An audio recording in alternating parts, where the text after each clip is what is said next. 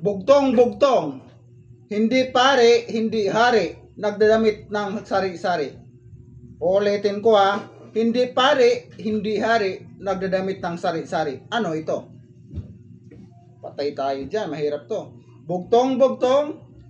Hindi pare, hindi rin hari. Pero nagdamit ng sari-sari. Ano ang sagot? Abangan kong sagot mo ha. Ito ay bugtong. Logic question. Ano ang pinaka-curious na letra? Ano ang pinaka-curious na letra? Isip na yarn. Ano nga ba? Ano ang pinaka-curious na letra? Comment mo na yan. Alam ko magaling ka, pero hindi mo ito kaya. Kaya comment mo na kung ano yung sagot mo. Kung hindi mo alam, share mo na para malaman ng kapitbahay mo. Chismosa yung kapitbahay mo eh. Okay?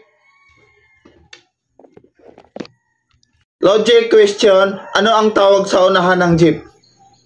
Ano ang tawag sa unahan ng jeep? Alam mo ba ang sagot? Comment mo na yan. Logic question nga eh. Madali na naman ito sagutin kaso, malilito ka talaga. Ano nga ba ang tawag sa unahan ng jeep?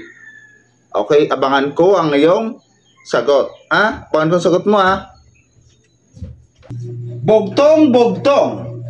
Kung mahiga ay patagilid. Kung nakatayo ay patiwarik. Ano ito? Ulitin ko ang tanong. Bugtong-bugtong.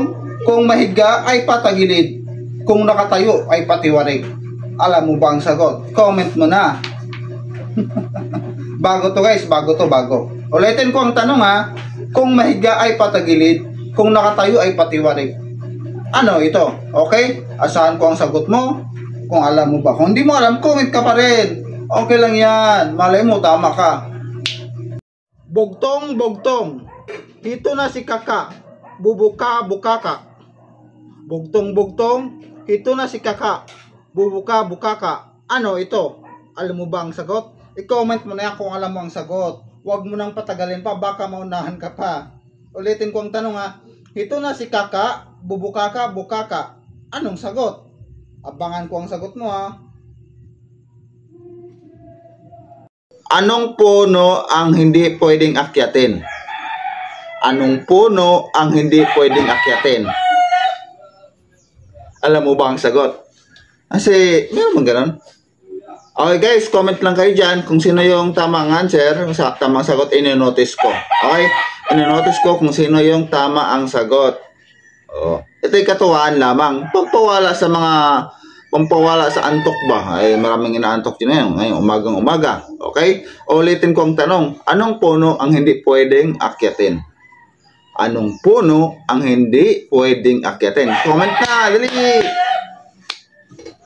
Bugtong-bugtong. Nakatago na. Nababasa pa. Ulitin ko Bugtong-bugtong. Nakatago na. Nababasa pa. Alam mo ba ang sagot? Mahirap to guys. Bago. Ako lang nakakapag-question ng ganito Okay, ulitin ko ang tanong Bugtong-bugtong. Nakatago na. Nababasa pa. Ano ba yun? Okay? Nakatago na nababasa pa. Ano kaya yun? Hantayin ko ang sagot mo Anong isda ang naghahatid ng balita? Anong isda ang naghahatid ng balita? Logic question yan guys. Nako, bago to bago. Kaya hindi mo alam kung ano yan. Comment mo na kung alam mo kung anong isda yung naghahatid ng balita. Ano nga ba? Comment mo na yan. Malay mo, tamang sagot mo, di ba? Ito'y katuwaan lamang. Pampagising sa mga natutulog yung kaisipan dyan. Okay? Anong isda ang naghahatid ng balita? Okay? Abangan kong sagot mo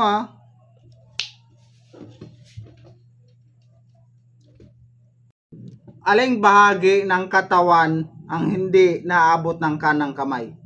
Aling bahagi ng katawan ang hindi naaabot ng kanang kamay? Logic yan. Mahirap yan. Kala mo Ulitin kong tanong. Aling bahagi ng katawan ang hindi naaabot ng kanang kamay? Comment na kung alam mo ang sagot. Logic question, Tagalog logic question. Ito'y katuwaan lamang. Diba? Pampagising sa mga natutulog nating kaisipan. Nagising ka ngayon. Napaisip ka. Ano nga ba? Eh, bahala ka dyan. Problema mo na yan. Abangan ko ang sagot mo. Logic question. Anong lugar ang nasa dulo ng sinulid? Anong lugar ang nasa dulo ng sinulid? Ulitin ko ang tanong ha. Logic ito, logic. Anong lugar ang nasa dulo ng sinulid? Alam mo ba? Comment mo na kung alam mo kung ano ang lugar dyan sa dulo ng sinulid.